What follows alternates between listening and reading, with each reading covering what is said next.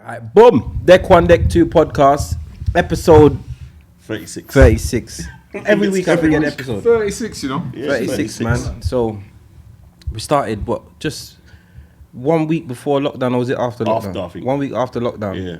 Yeah, you know, yeah, we had plans to start it and everything, and he was doing all the procrastination. You know what I mean? I was ready to go from last year. They know it's you. they know better. We say they know better. They know better. All right, people, listen, we got a very special guest in the building. If you don't know him or his sound, your mum does. No. It's real. You're right, Or your you're aunt, right. or your uncle. Yeah. Your dad knows. Yeah. Like, they know. Do you get what I'm saying? But you should know as well. Yeah. So we got 1/3 of the great Fifth Avenue in the building. Rabe is in the building. What is it? Sweet Vibes. Sweet vibes. Sweet Vibes in the building, man. Right. You're 1/3, right? 1/3, Hollywood and Danger. Danger. Yeah. All right. Now, I know that Hollywood was recently told, I heard that he was Mic Man of the Year or something. If I got it right or wrong. I don't know about, not officially. Okay, not officially. Maybe he's just got the accolade from the man. people who are coming out. I've heard that. I've heard he's dangerous on the mic. I haven't really had the full experience. I have never had the full Fifth Avenue experience. I'm not gonna lie. Me neither. Not the full. I've Like, played. I think I was a little bit too young, but I used to hear the name. Yeah. I used to hear the name all the time. Yeah, no, it's a Growing up, legendary I was name. like, what? It's a legendary name. It was a name I wanted to work alongside. So I've done that a couple of times, but I've never been had the opportunity to just go to a dance and just take it all in. You get what I'm saying? Me neither. So, and it's because, obviously being on the circuit, I never really get that opportunity. Plus, them dances there, I might have been in one of them dances and not know who was playing because it gets a bit steamy in there, you know what I mean? It gets a bit steamy. Yeah, man. We've been around for quite a bit still, you know what I mean? And them dances are what's made us still, you know what I mean? We do other things, though, and I'm sure we're going to talk about it. But yeah, those dances, the warehouse, the blues parties, those are the foundation where we kind of started our tutelage, where you learn how to play tunes, entertain people, slow down the party, fast it up, take it to a bit, then bring it back down again. You know what I mean? The journey, yeah. And so that's where we all, me and Hollywood have been parring from a long time still. So we've been around, we've known each other since we've been around 11 years old. You know what I'm saying to you? So we both lived on the same road. And we built our first sound was together. So the first sound that we ever had, it was me, Hollywood, my brother, BY, a couple other man them still, Carl, Mikey Bops. There was a few. Tony Francis, younger musclehead. So So that was, in fact, we was meant to be younger Saxon. When we were starting, we was meant to do that because we loved Big Saxon because Tony got me involved with his brother's sound, which was Saxon, and then I kind of the man that was mesmerized anyway on the ends because Saxon was the end sound. You know what I'm saying to you? So we just started, that's what we want to do. We want to be an MC, we want to be a selector. You know what I mean? So that was our vision first, when we first started. So what was the name of the first sound? No, we don't. You know what? Yeah. We've had a run of some. We've had some sound. We've had some names. names. For the sound. Yeah, we rebranded long time. Yeah, it's funny because the young mind thinks that these names are. We've heard Starburst. Yeah. We've heard what else was it? Mixed Master was Starburst. What was Deep Clarity? They were called something like some sort of love. Love passion. Yeah. Some fuckery. Yeah. But enough people and even individuals they had really shit names. And then you kind of fall into place. So when did you start? When did you start out? What year did you build your first sound? Yeah, that was about 85, 86, I reckon. Mad. Round about them ages there. So we just come out of secondary. Yeah. Straight into because I grew up sound my dad was a sound man, In fact, my dad's sound was a sound that would maybe not in as big as Saxon, but they were in the talks of Saxon. So Taurus was my dad's sound. Taurus, yeah, man. Come on now. So me as a kid, I would go to the dances them or the all dayers especially, and I'd want to be a part of that. Do you get what I'm saying? But if I was older, I think I would have been a fully fledged. I don't think I would have finished school. That's how much I was into it, but I was a kid. Yeah. The sound thing was in the 80s. It was a proper thing, and if you were affiliated with one of the big sounds, because everybody had a sound. Everybody's uncle was. My dad was. Music man. It worked like he's a music man. Yeah. So like he's got the records. And Yeah. I used to want to play them and look at them and oh my gosh, what is that? Do you know what I'm saying? But I don't know him to have a sound in it. Yeah. But these are his. Yeah. These are his. So Yeah. He had something. He had something. But when you're affiliated with one of them big sounds, that's like first level stardom or hood star. You know, like everywhere you go. Wait a minute, but isn't Taurus? Wasn't Lefty B in Taurus? Lefty B was in Taurus from early before. I'm talking. Yeah, Lefty Anyway, was so in my Street uncle- Wave or something. And that's right. And then my big bro, Booker T. Yeah, So yeah, House yeah. and Garage Booker T. Yeah, Taurus. we know Booker T. Yeah, man. Yeah, man. No Booker T. Yeah, man. yeah. That's where the foundation. This is what I'm saying. And this Yeah. is. Are your brother? Yeah. No, I call him But Big Bro. he's part family Big like Bro. that, like- Call him like Big that, Bro. yeah. Yeah. Yeah, me know Booker T. He's my music family. Booker T is my dad's brethren. Yeah. Bro, that's mad. Yeah. still. If you ask Booker T about Rambo, he would tell you. So Yeah, of course I know Rambo. I know Rambo. Yeah. You know? So them man that come up. So when the man that were playing, I used to go and listen to them man as a little boy still. Yeah. You know what I'm saying to you? And used to hear them name there and you know what I mean? Because obviously Taurus used to play with Saxon. And Taurus used to play in the ends with Frontline and and Melon Road and whatever else. Like back in the day, we used to go and listen to them sound there. So That's sick. Because they built a young sound called Young Destroyer. And they had like, the guys who, what's the name of their sound now? Corporal, Doulash.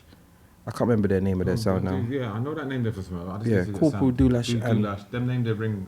I can't remember the name. That's really rude of me. Jamwell is the name of their sound. yeah. But they used to be Young Destroyer. But they were like teenagers. They probably been about your age. So like 16, 17. And they had that sound and they were going on road doing, like being like a younger Taurus. And me and my brother was just in the yard, vexed. Like 7, 8, can't do nothing. You know what I mean? So you started off in the 80s. Now, what, because you guys are not the traditional, you lot played separate. Your thing is separate. You don't do the typical, what I would know a Saxon or a Taurus or one of them old sounds to do is the way they play their reggae. They're like their backbone seems to be very reggae. Do you get what I'm saying? But you guys seem to do the soul, R&B. You know what I mean? So you're talking about street sounds Yeah, as is street, now. yeah. Okay, yeah. Is that how you always were, or is that how did it adapt to that? No, I think the scene, because we stepped into the street sounds era, which was the rare groove era. So that was like your company soul sounds, your mysteries, your old school rare groove sound, touch of class. You know what I mean? Funkadelic. So those old school sounds there that used to play what we know now as rare groove. You know what I'm saying to you? That was a separate scene, and I wasn't yet in that scene. But again, I grew up on the ends, and Mystery was on the ends. So Big up Mystery. Mystery is a man again that we looked at certain things and patterned certain things from what he was doing.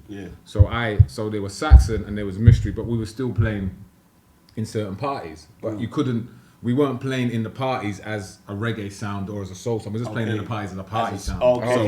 We were just playing. She was adapting. Because the younger Saxon thing never really come off as what we wanted. And to be honest with you, we was kind of messing with both kind of things. So in a party, we just couldn't play like reggae all night. We was young. We liked hip hop, like like the soul music was going on at the time. So we kind of just always kept to playing everything. I did anyway. You know what I mean? Like the sound did. And then we went off and we done different little things. And then in fact, where did I go from there? In fact, because we split. So. Because your first sound, you know what I'm saying to you, it just goes different ways sometimes. You know what I'm saying? This man does that, this man does that. So Hollywood went off to Power Jam in the end. So he went off and he was on Power Jam. That was my first station as well. Yeah, I mean, back in the I went off and I went into a couple of sounds. So what I did, I went on radio. So I went on radio, and then I went into Love Star. Love Star was owned by Lloyd Hannigan, who was the boxer. Lloyd. So he had that. So Slacky kind of introduced me to that. Is he the guy that spoke funny? Yeah, I'm thinking of someone. I must have been Centibet, yeah, welterweight champion of the world. I remember his name and thing, but yeah. I don't remember how he spoke. Yeah, I don't even know if I might be thinking. He had a bit of a lisp. Okay, He was the one who walked into the ring with a Jamaican flag. He was the boxer. Like that nigga, UK hated him, but we still love him. You know what I'm saying? Because he's keeping it real. Yeah, so I went into Love Star, played a bit there, and then Lloyd shipped the sound back over to Jamaica. So then I was looking for. I wanted to do my own thing. You know what I mean? And then I'm just looking a little direction, and then someone introduced me to. The owner at the time, who one of the owners or the main owner for Fifth Avenue, Paul, his sister introduced me to him and said, "Yo, like them little guys need to play some younger music because it's pure rare groove like I'm playing."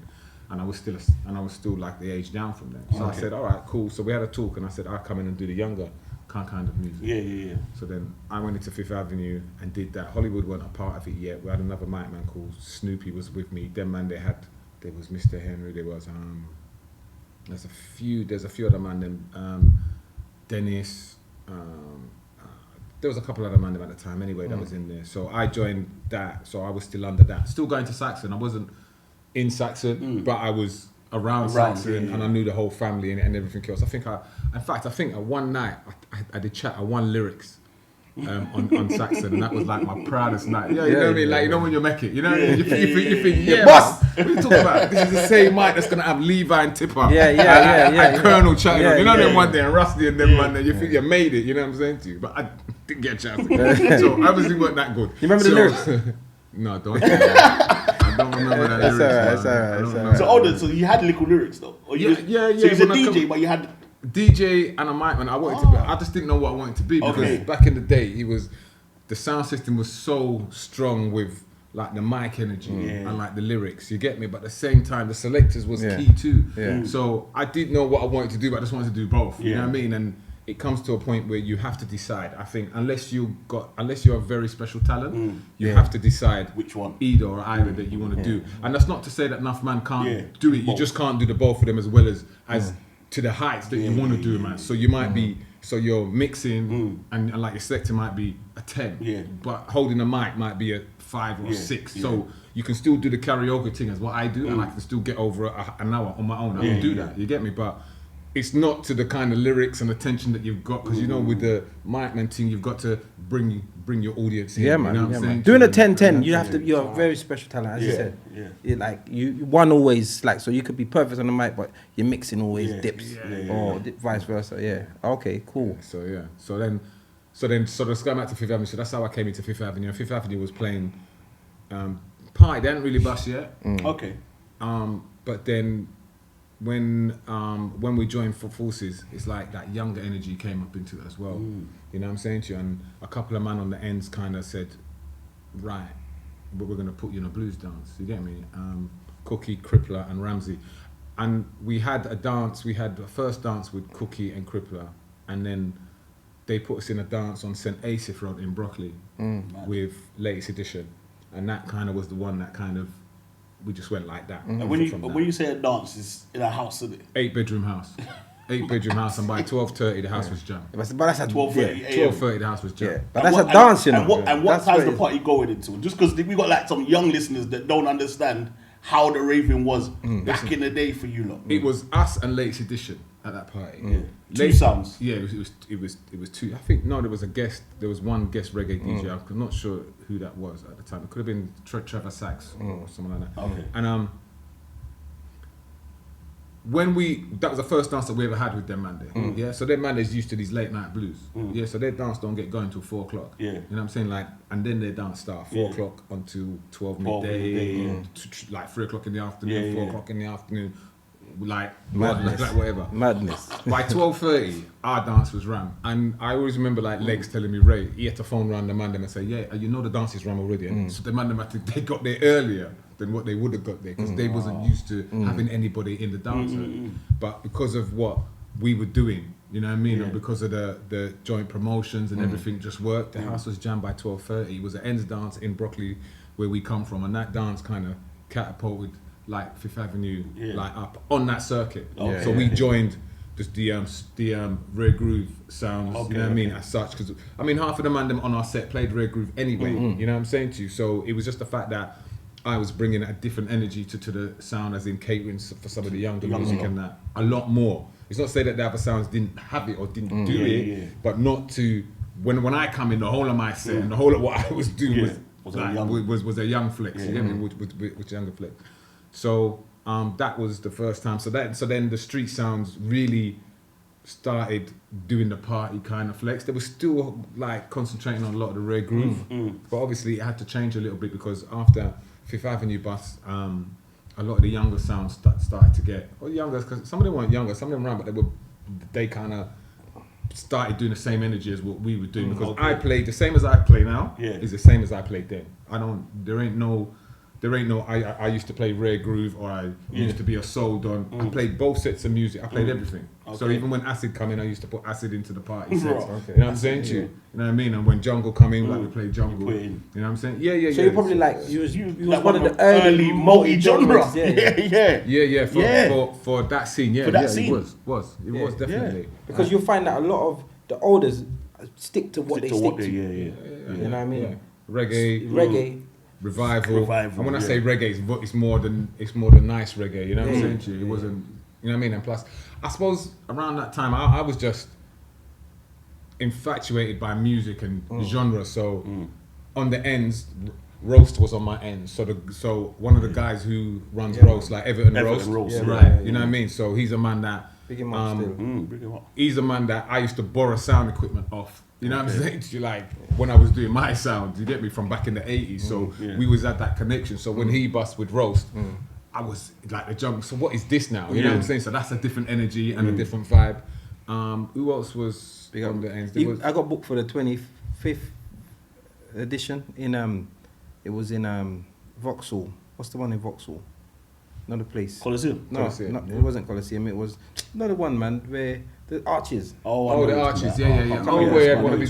The last one. Hey, listen, man, I was just gassed to be a part of that, because I grew up seeing Roast. My uncles them used to go Roast. You know what I remember from Roast? The bag. They used to have the record bag. The merchandise, they was on it. Hey, the merchandise was crazy. The chicken on it with the cocktail on it. Yeah. Got roasted. So that energy was always around me. In fact, even with that, I fell in love with Asher World. So when they first started, I've heard of them as well. So when they first Chris started, Goldfinger. No, but I mean I heard of them. No. I wasn't raving them times, innit? So I used to they were separate, man. Asher World. There was something special at the time, because at the time it was Nasty Love was running it as well. You know what I'm saying, with the twin spin. But when Chris Goldfinger landed in England, I think it was from Squad 54 in Jamaica at the time. He come over. Junior Chin used to be there, and Junior Chin's like my family. So he said, Ray, like we're starting a new sound. You know what I mean? And we're checking out down a Moonshot down in New Cross. So that's the first time that I went down there. I see this brother with glasses right around the decks, like scratching and mixing. No, this was Chris. Scratching and mixing in. I'm like, what's this? You see what I'm saying to you? Because the twin spin thing wasn't in England. You know what I'm saying to you? Saxon didn't run that. Taurus never ran that. All those sounds. Yeah, they were letting the music play. Then you flip it over and then you DJ chat. You know what I'm saying to you? So Chris really brought. Chris was, he was at the forefront there with Nasty Love. I've been in that energy with the music juggling, like the reggae, you know what I mean, and scratching and all kind of thing. And I was fascinated by that. So I took a style off of that. So you imagine, I was taking a style off of what was around me and what was in it. I was in a hip hop, like Derek B from back in the day. You know what I mean, like doing hip hop and stuff. You get me? So I am that. I'm just a fusion of those styles. You get me? And then you pick up the house and then the garage. You get me? And then everything else that kind of comes in. You just all right. If this can work, I mean, the crowd don't like all of it. Don't get me wrong. Yeah, I was gonna say, did you get a lot of? Because obviously, if the crowd is not all of the crowd, but if like from rare groove to play acid, let's just say, that's a crazy. You know what I'm saying? Switch between within your. You know what I'm saying? Within your world, isn't it? I tell you what's funny though, because even when what we found and what I found over the years, which I didn't really penny so much, was the fact that people would go to my dance, and some of them have left my scene and they've gone to jungle, or they've gone to garage, or they've gone to house. You know what I'm saying to you? Yeah, for a different vibe. You get me? Because there's one figure though. people ain't loyal. yeah. Well, you know we, when, we, you know I talk when your about that all customer's the ready time. to go for something new. Listen, You get me. They're gone. They're gone. You get me. You know what I'm saying? Ravers are fickle. I've been saying that for years. They're fickle, innit? They want the best. One bad set, you might just lose 5 Ravers straight away. Something just goes wrong. Yeah, or not the in new, your hands. or the new thing that whatever's hot, Yeah. they're on it. They're definite. You know, ravers be like, they'll be like, but you could play a tune. Say you got onto a tune early, Yeah. and you say, yeah, man, and you play it, and they stand up and watch you like, yeah, idiot. Yeah, what's this? And then within 3 weeks, when it's the hottest tune, they're begging you to play it. It's, bruv, I've been playing I've been playing this. Yeah. You don't rate me. Yeah, You know yeah. what I mean? So I get exactly what you're saying. But in saying that, back in the day, I feel like being a multi-genre, you probably would have had a better experience of being that. So I'm a multi-genre, but I get our set. So it's just I might play a hip hop today, or tomorrow I might go and do a dancehall set. But them time there, them as you said, they're playing from 12:30 till 3 o'clock in the morning. So they get to go through everything. So when they're doing the little acid, the man them are at the back smoking and chatting up like and then they kind of circulate the crowd, but it just keeps the dance ticking over. That is a proper experience of raving, of a mixed genre DJ and giving everybody everything. I mean, that's the thing that kind of fell away. That promoters decided for whatever reason. I'm saying whether they were right or wrong, but they started putting, if I say it on the street term, a bag a man on the bill. You get me? So whereas the days you had 2 sounds on the bill, it went to 3, then 4, then 5. I've seen some dancers with 9 man on the bill, and it's like 5-6 hours, and I'm like, how you fitting that? how's this gonna work? 20-minute sets. You know what I'm saying to you? Yeah. You know what I mean? I've been booked for a 20-minute set. It's pointless. I've had a 20-minute set. It's pointless. I think I've had a 15. A 15? Yo, I mean, come on, man. Oh fuck! What's the point? You know, by the time you start getting home, you're done. I'm done. You're done. Yeah, I think I've had a 15 before. Yeah, big up you. And I don't see this.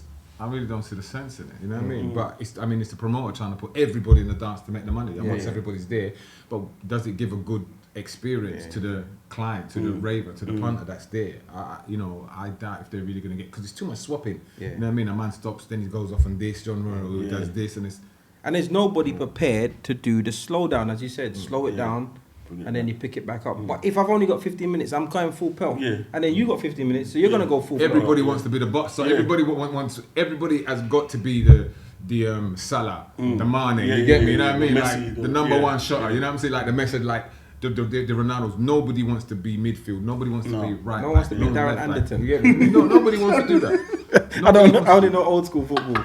So Nobody wants to put their foot on the ball and slow down the whole thing, because if they do that, it's like, well, he didn't do much. You know what I'm saying? But actually, that's what the dance man I might have needed at the time. Exactly. You know what I'm saying? you don't get noticed by being that solid midfielder that slows down the game and allows everyone to fall into place. You don't get ratings for that. You don't get no credit for that. Because even I'm the safe bet. So sometimes, like especially on the holidays that we've been going on, I would always play that role and help the dance out. Because that's just where, like, I want the dance to win. Yeah.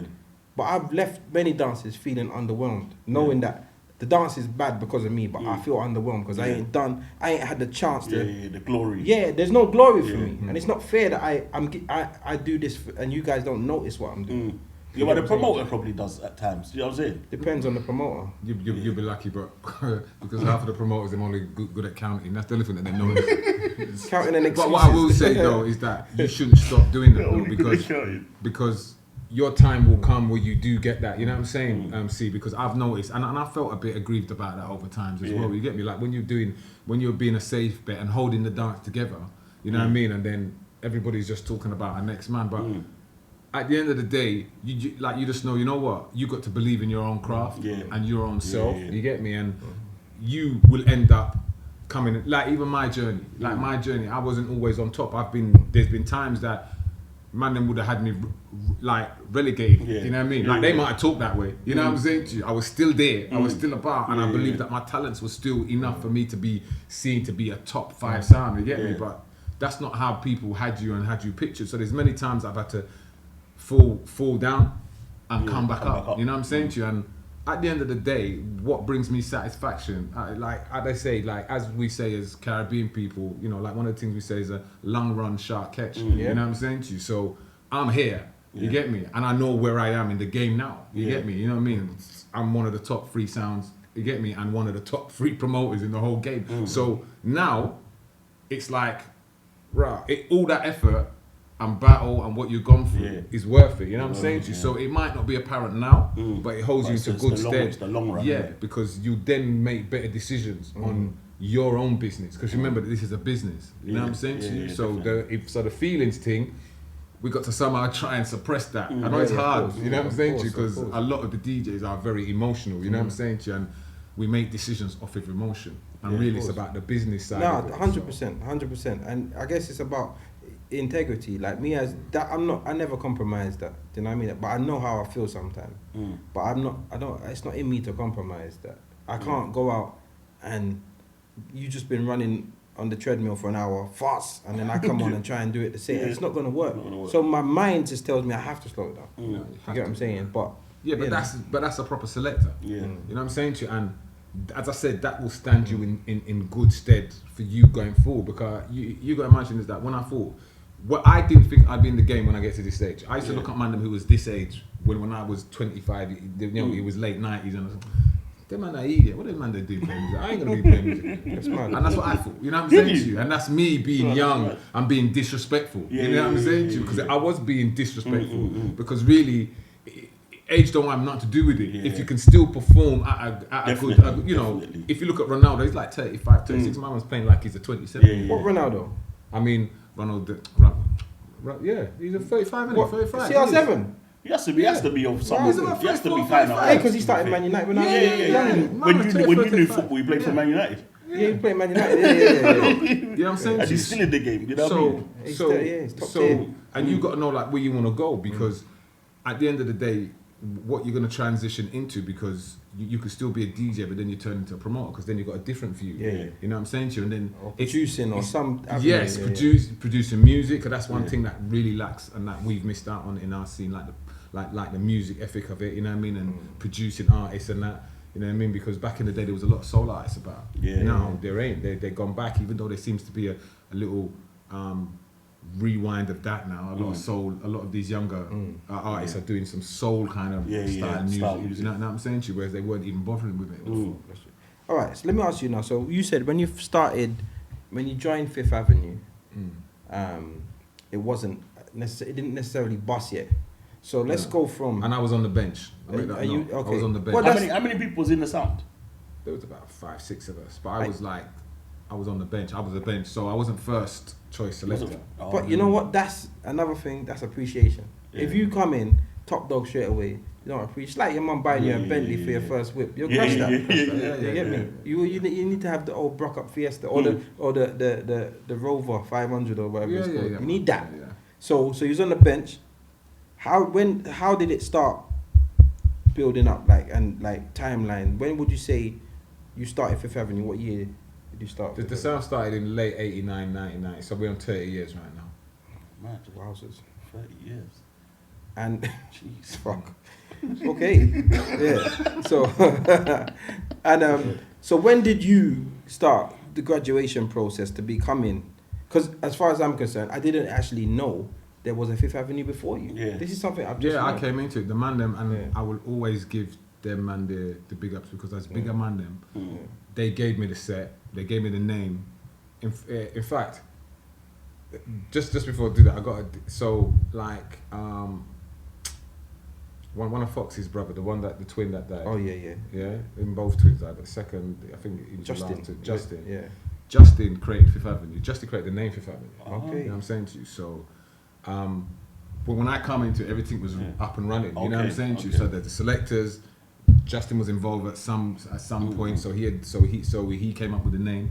So I came in. I was just happy to be playing music. You know what I'm saying to you? So them man, they embraced me, and as I said, I was on the bench. The young style of music, that's not what they were in. It was more the two-step and everything else. So they brought me in for commercial breaks. I was a commercial break, our DJ. You know what I mean? Like coming with the younger little things. Yeah, so I did the commercial break. You know what I'm saying to you? So I was a DJ that, like, when they needed a rest, and they said, all right, like it's Your your time. time. So it's my hour time. Yeah. And then I go back on the bench, you know what I mean? But then I was just looking at what they were playing, how they were dealing with people and learning the business from a different angle again. You know what I'm saying to you? So it was worth it, you know what I mean? It was definitely It's worth it. good schooling. Yeah. It's good schooling. I tell you who really put me onto you as a selector. Simple Simon. Yeah, man. Simple Simon, because I rate Simple Simon as a selector. Yeah, I rate him in life, but as a selector, Simon's I bad, rate man. him. Simon's bad, man. And he's like, Bad. listen, sweet vibes. Sweet vibes. Everything. Like, yeah, nah. We'll be having a conversation like, who do you think? Him, he's top 5, top 2. He's the best. Yeah. Like, we've had all sorts of conversations. We used to do a dance called 1-to-1. And the idea of 1-to-1 was to bring it back to basics. Just 2 selectors for the whole night. Yeah. You know, he's a selector I look up to. I was a lot more younger in the game. But I'm like, I can hold my own in it. Yeah. So me and him can go, not toe for toe, because we're not against each other, but like we But can, you can keep it going. we can keep it going. Yeah. Dance was bad. And he was like, listen, I want to get Fifth Avenue down here. How are we going to do it? Sweet vibe, sweet vibe, sweet vibe, sweet vibe, sweet vibe. No, like, you know what? I respect for that Simon he still, man. proper. Yeah. So Yeah. he put me onto you, and so then I started to check it out. Yeah. Because you know when somebody's highly recommended, but by someone you rate, Yeah. it's instant. You have to pay attention to that. Do you get what I'm saying? And then I started to listen out, and as I said, I haven't had the full experience, but I've heard you play. And I came to the Caribbean Weekender. Yeah, MJR. Yeah, and we're in the young people room. You've been I haven't Weekender. been. Yeah, you're Never missing went. out. You ain't missing live. out. I know, You ain't man. live, I've just never blood. been, man. You ain't It's live. never worked out for me. Yeah, Weekend is mad. So, but we're in the young people thing, and listen, we run out of steam, bro. So our dance it's a big dance as well, you know. So we're on from like 10 till 10, Yeah.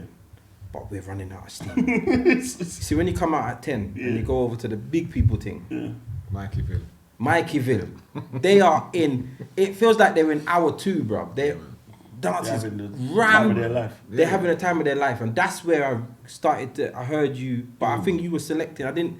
Hollywood weren't on the mic, so that's why I said I didn't get the full experience, but it was bad, and I was in there and they're just watching. Yeah, saying, that's our zone. I mean, that kind of vibe is like a throwback to the old blues. So the way he has that in Pontins is like that area there comes like a blues dance area. You know what I'm saying to you? So it's like a throwback. So for us, it's kind of like special when Mikey does that. You know what I'm saying to you?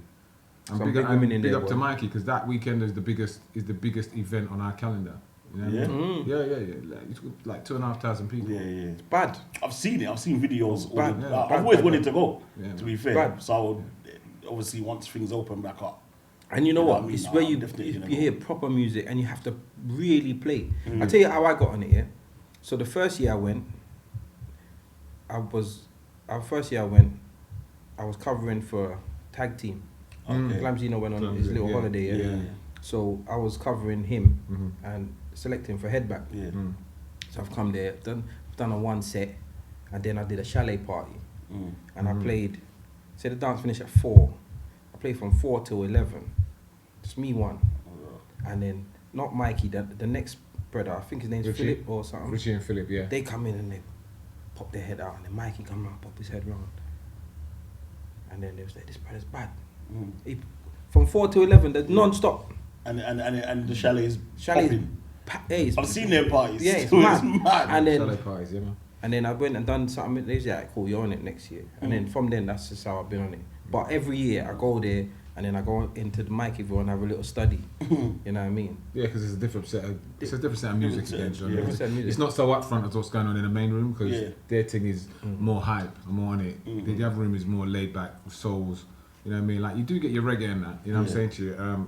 But it's just more laid back to that kind of mature audience. 'Cause it's like 40 plus in that room. And you can get a bashment set, you know, but it's a certain, like, you know, you're getting a good old school bashment set. Some music, but if, you know, some proper super cats. And I went in there, hear Top Cat playing. I said, right, this is it. Because when I was a kid, Love My Cess was my tune. Yeah, like, so hearing those kind of tunes playing. But I will say, some of the guys on your scene, they chat too much on the mic. Chat too much on the mic. You know what it is? I'll tell you what it is. You're not going to ask me to comment on No, that. I'm not asking you to comment. I'm not asking you to comment. But what it is, yeah, this is something that I struggle with. Yeah, I struggle with. I think Dixie does it as well sometimes. Yeah, you know when you play you're playing a tune, and then this a 1, 2, 1 M dancing, and this a dick, and You then know what? That ain't even some of them. That's all of them. Let me tell you something. Because even with Hollywood, yeah, he does that with me, and I have to like cut it or do music. Yeah, man, I just do it on him, and he looks at me. He's not impressed. I don't care. You're talking too much over the music, man. Yeah, like the vocals is going on. That's they the don't thing. hear that, you know. The They don't intro hear is nothing. fine. If it's a Yeah, musical, I hear them do the musical good intro is Yeah, fine. yeah, Because the there's some intro, tunes, yeah. the older tunes, you got got like a long intro. You got like a minute Yeah, worth, yeah, and they yeah. know it. You know, Yeah. and you And finish, then the tunes and up as they to the- done, yeah. first you say yes, Yeah. then you say no. yeah, That's yeah, supposed yeah, to, but yeah. that thing will be playing, and they sing, and this Havana, and they wanna, and you want, and you think, shut Hollywood up. hates it when I've done it to him. I just do it to him. Like Danger don't do it to Hollywood Yeah, because yeah. Danger respect him too much. You get me? And but I like be on the side like. Yeah, my talk too much. You get me? Dog does it with Ali. Yeah. I like Ali puts in like you know the da. Yeah. So Ali da him out and so that I would say you're like yeah wow no man you're chatting too much man. It's a style. Like, They all do it. It's It's a a style. style. It's a It's a style. style. Era, though. Don't get me All wrong, I DJs, respect it, but for me, you see, all right, look, Fats hosts for me a lot. I don't like pull-ups. Yeah. I don't want money pull-ups. I don't want pull-ups because if you want to pull up this song, you wait until you hear the next one. You know, like I'm about building. Entertainment. Yeah, and it keeps building. So we will get to a level. If you keep taking the pot off the rice, it will never cook. Or you keep opening the oven, you know what I mean? So just let it cook, let it get hot. Yeah. That's how. And then the talking over my mixes fucks me. I hate it, bro. Do I talk over your mixes? No, you're cool. Me and you, that's what I'm saying. You're like my preferred. 18, You're my 18. preferred host. Because you just give me my space. Yeah. And then you could take your time and you know what I mean? But there's some that just pull up and down, up and down, up and down. And I'm like, bro, this is a sick mix. Let it work, bro. Let it work. Or like the vocals is in there and you know people are gonna sing or they're gonna catch Yeah. it or make it worse like it's a dub and it's got your name in it and they're chatting like, yo bro. Yo, let the thing The breathe. one bit that says your name. They talk over it. So yeah, that's one part of your scene that I can't get used to. Yeah. So that's when I go into a Mikeyville, I go in there and I learn the selectors because there's a lot of good selectors in that age range. But that just gets to me, man. It It's gets not the to time me. they do it, but when they do it, you're like, oh bloody hell. Yeah. They don't do it all the time. Yeah. So I don't want to burn out. I don't want nobody coming for me. I don't want no wars with the So big do you man. listen to? Do you ever catch the younger DJs? Like, do you listen to what's kind of going on?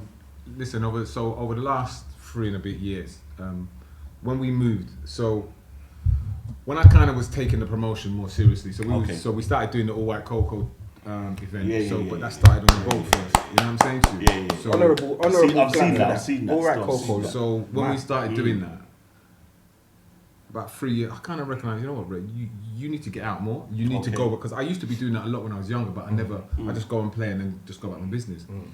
So what I started doing now, I said, well, I've got my vision, so I know strategically where I want to be in this promotion game for the next 2, 3, 5 years, and I know what I want out All White Cocoa. So if you're gonna go and book people, you need to go and listen do what they do. and hear what they're doing. And I don't want to be a promoter that books everybody the same people. Yeah, I've got a core pick that's gonna be the same sound because that's who I'm around. But at the same point, I've got to walk the walk. You know what I mean? Which is give man them opportunity, because at the end of the day, when I was coming up and you had all these bigger promotions, you know what I mean, you wanted an opportunity, you know what I'm saying to you? And it serves you a purpose as a promoter too, because obviously you're bringing something fresh, you know what I'm saying to the pot. So it's not the same kind of DJs doing the same mixes, the same set, playing the same music, the same word. You're kind of mixing it up, you know what I mean? And you're making, like, the DJs get more hungry, you know what I mean? And also, like, you're widening up your network. You know what I'm saying? Yeah, definitely. You know what I mean? Because if you don't go and support a man, Yeah. then why is a man gonna come and support you? That's real. Yeah, you understand? Yeah. So you have to learn that. You know what I mean? So the love has to go 2 ways. You know what I'm saying to you? So whether it's you man them that I listen to, whether it's house I go and listen, whether it's soca that I go and listen, I just make sure that I go into different genres and where I'm thinking about pulling a man in, because we have soca specialists on All White Cocoa. Okay. You know what I'm saying to you? We have house specialists on All White Cocoa. You know what I'm saying to you? I don't let the man them play the music, even though we play everything. I book the specialist man. But if you want to know, then you got to go and listen and hear what's going on and will that style fit in with what your people them do. You know what I'm saying to you? So that's very important to me now. You know what I mean? Like to take in like the younger sounds and see what they're going on with. And I feel it's also that bridge that needs to be built back, you know what I mean? Because it's not really there, you know what I mean? So you would talk to every generation, and every generation says, well, you man them you didn't rate me, so I just went and done my own thing, you know what I'm saying to you? So, and it's not the fact, I think you just get like that tunnel vision, you know what I mean? And you just so on your own thing that you kind of forget what this business is supposed to be about, you know what I'm saying to you? Because it was the whole sound business is a bringing business. The whole of it is. Clashing is a bringing. Get me? Like one young man think that he can challenge you, and like you give him an opportunity, even if he don't win, but he make a name for himself. Because a man say, but you know what though? He's gonna be firing a couple of years. You get me? So to me, it's about giving that back. You know what I'm saying? Every man's story includes other people. And bring-ins and it's them man they make me do this and as you said Saxon and I can tell you about Taurus and you know what I mean, everyone's got some level of someone giving them an opportunity. Would you or have you guys considered having actually recruiting younger people into Fifth Avenue so that continues? Well, that's something that we've got to look at. I mean, Danger was recruited for that reason. So when we recruited Danger, he was younger, so he was the younger setter man.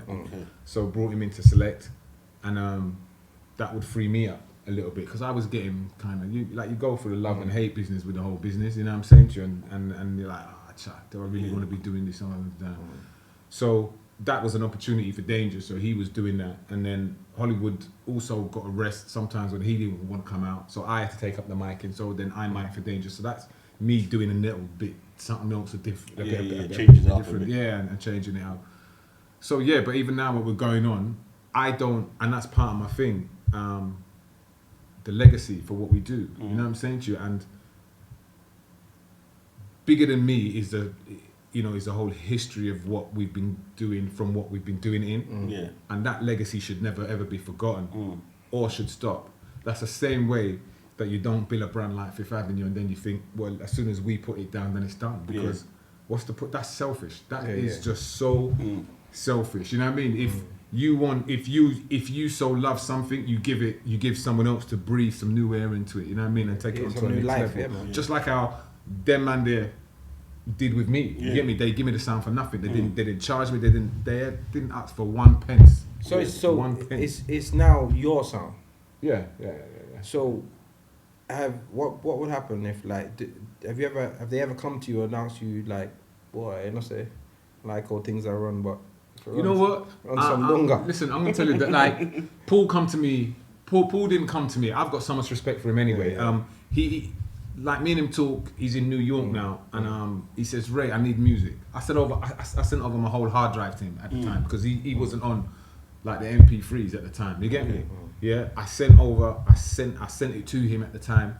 I just sent over the whole hard drive and give him. He said, don't be stupid. I could never ever repay him back for anything for what he's done for me anyway. Because nobody gives you something for free. So to me, for me to ever turn back and to disrespect that, you get me? It just wouldn't be done. Sense, So the same way that he showed me that, I know I'm gonna have to let go of this and show somebody and give that to somebody else because that's the blessing, isn't it? You know what I'm saying to you? So that's that's what I'm about still. At some point I will see. I am looking. Don't get me wrong, I'm looking there, yo. All right, cool.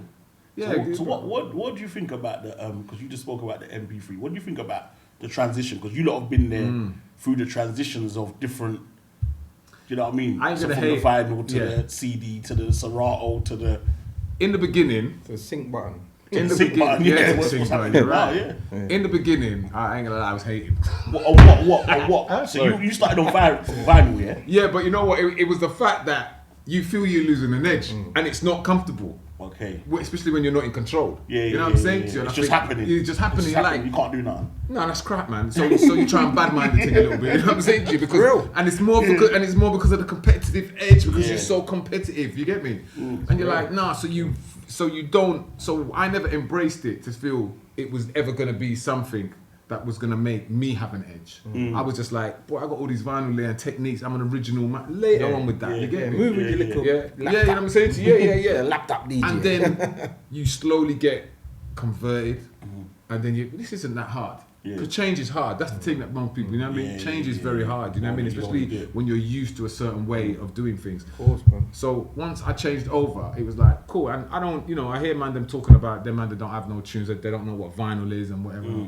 But hey, the man them could have said certain things about me when I first come into the business. You know, like the man them from Well, back you don't in know the about day. ear track. Yeah. You don't know about Like your old man could have been saying, yo, brother, what do you know? You know what I mean? Like you don't know about this. Like you don't know about that. You know what I'm saying to you? So at the same point, and I know how that feels because that does hurt. You know what I'm saying to you? And you got to embrace what is now. So what is now? Like we're running podcasts now. We would never have been dreamed of being doing this. Yeah, you know what I'm saying to you? So you can't say don't bun it. You got to look at the benefits and think. You know what? This can benefit the scene. It can benefit me. You know what I'm saying to you? Perfect way of looking at it. Because I remember when I went to CDs quite early. I did just the tail end of vinyl. Used to just play my dad's old stuff. But I did the tail end. But when I was on CDs, the vinyl man them bunning me out. Yeah. And I used to think, fucking hater. But then, fast forward a couple of years, the laptop man them are there, and I'm You're now bunning them now out. I'm bunning them out. I'm doing the vinyl saying thing. that's too advanced. Fuck The that. laptop's gonna crash. Yeah, I can't. No, you hope it crashes. We don't trust technology like that. Yeah. These not crash, you know. You know that one. Man's walking in the CD pouch, and then that man just. So it moves with the times, and you see what I tell people this: you can't bun out people for being born in the wrong generation. Yeah. Imagine saying what. You don't know nothing about cars. If you never had a horse and car, you don't know about cars. Yeah. You don't know if to drive. Yeah. You never have donkey. You don't know if to drive. Bruv, I wasn't born in donkey era, bro. Yeah, don't blame me for that. You know what I'm saying? So, but the things that I do say to the young DJs that I can't say that you're wrong to be born where you are, but did definitely miss a good thing. The record shop feeling was a good thing. I feel like the love that you gathered for the music when you collected it with your hard-earned money or your pocket money or whatever. That is something that they will never have, and that's unfortunate for them. But it's nothing that they should be disrespected for. Do you know what I mean? Yeah. What the only thing I don't like is when someone who these people just jump onto DJing that could have done all of that. Do you get what I'm saying? And now it feels like you feel like a cheater because it was too hard in vinyl. CDs was too hard, and now you've got your Britain's hard drive. You think you're a DJ. That bothers me. The access to music is just like mad now. And that's the thing. You don't people, and this is the thing. When it was CDs and like when it was CDs and MP3s like it is now, there's no respect for your music because a man will take your whole drive and they'll feel it isn't personal. But you've spent your time collecting it, sorting out. Definitely. Like You've thrown away they burn at the same levels. You get me? All these kind of things. But man, them feel. Well, you've already paid for them. Just give me that. A man wouldn't do that with vinyl. No. A man, this here, a man ain't take it. When you've got that and you're walking with your bag of vinyl, a man respect the thing because they can see the money. Like they can see it's all there. It's tangible. But the MP3 and CD, like the CDs are just like 10 for £100. Like no, 100 for 10. You get me in that? So they feel well. It's like, just give me that CD there and everything cool. I see man rolling up into dances. This with the with the hard jack, man. Yeah, that's with the this. thing. No, but this is what I'm saying. Oh, If you okay. roll up to a dance with this is a USB. USB right now. You got more music than the man with his big record box, but you can't see. There's nothing to see here. No. Do you get what I'm saying? So you can easily be bun out or dismissed. But when you see the man with his record box, it's the respect. You have to. Just what you were saying. You have to. Like, that's cool. That's why when the vinyl only parties that the guys do come out every now and then, Milkshake was doing one. Someone else has done one. I can't remember who else was doing it. But yeah, these vinyl only parties, it's like, you got to kind of watch. Slows the juggling slowed right down. You might not actually get the tight mixing. But you know what? It's a different level of appreciation. And the music sounds a lot better. Yeah. Some people can't hear the difference between a record and an MP3. But there's a clarity difference. Do you get what I'm saying? Speaking of podcasts, you got your own podcast. Set the Trend podcast. Yeah, I watched some of them. I watched the Gal Flex one. Yeah, that was a good one still. Yeah. I watched it. You've been doing it a couple of years now, isn't it? Yeah, I've been doing it a couple of years. It's so interesting. I mean, we started the podcast because we wanted to celebrate the history of street sounds. You know what I mean? Because we felt that story missed. pivotal. Yeah, you know, if you're talking about black British music, you cannot dismiss what the street sounds brought to the game. Yeah. You know what I'm saying to you? Because we were breaking certain tunes, and artists in the club and artists. Yeah, there's big artists that came from a street sound. yeah, you know what I mean. I mean, the whole slow jam thing is our thing anyway, because you know that music is meant for a room. You know what I'm saying? Slow room. People in there dancing and raving and dancing together. That slow jams thing, you get me? And when we were doing it and stuff and like bringing up and like promoting like the artists on it and playing certain tunes that would not have got seen the day alive. You know what I mean? Radio was on it as well. Some radio stations were playing the slow jams, but you know, being in a party and playing the music, that's where they kind of really take on a life of their own. People like, I like that music, I like that artist, and we know what it is.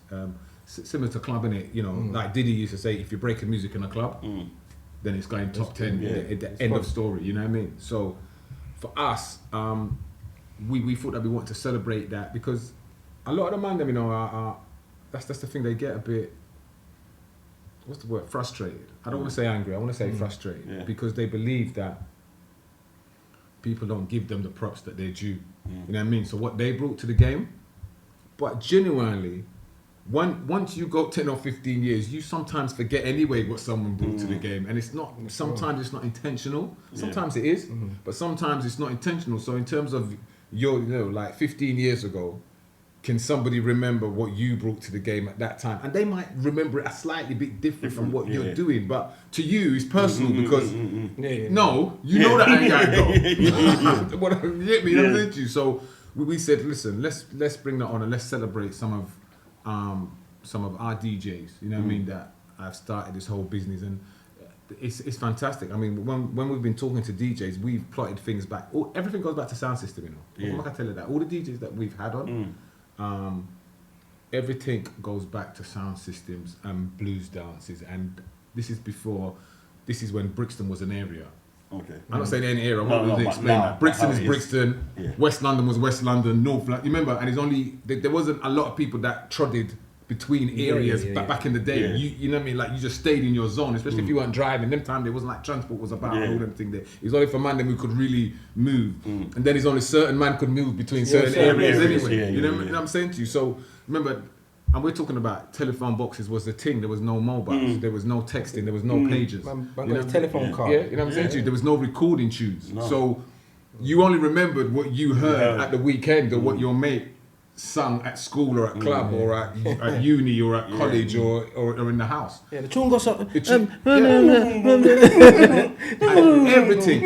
Every you know, most of the prominent ones that we've interviewed. Even so much to say that we interviewed CKP and we interviewed MC Creed. Okay. You know what I mean? CKP used to be in a sound before he went to Garage. You know what I mean? So he's an original sound man. The thing is, you can kind of tell that sometimes from the way you kind of MCs. You see what I'm saying to you? It kind of makes sense. Enough of them have that. Enough of them. Even saying that, just Heartless. Yeah. Heartless original sound man. Yeah. Sound man. Proper sound man. The way and that's Anthony Brightly who brought them from Chimes, you get me? And he gave, same with Galflex, and gave them the opportunity. And Anthony Brightly, his own man on the sound. He used to play in what used to be Oasis, like back in the day, Phoebe's and all them things there, and it all goes back to sound. You know what I'm saying? So I never even thought that even when I was doing it, it would be something like The Journey would take me back there. But it's so interesting because, as you see now, if you don't talk your history, somebody will talk it for you, and then you cannot complain. This is what I'm saying. Even with Steve McQueen the other day when he's doing when he's doing his things, you can't really complain. Yeah. Yes, he could have done it better, but we all could do things better. But that's his interpretation of it. I mean, nobody else never told the story before him. Yeah. So here, tell your story. So your story's there, innit? Yeah. You know what I mean? You know, it's been documented. You know what I'm saying to you? So I'm glad when I see all these podcasts that come about, because it can only go. It's not just about just one podcast standing alone. Yeah. We all got to stand together, because at the end of the day, we're talking about history. You get me? And in 50 years' time, when we ain't here, well, there should be someone should be able to refer and say, I'd like to still be here. You know what I mean? Well, you won't. Well, I won't be. But you would like. But you'd be in your rocking chair still. You know what I'm saying?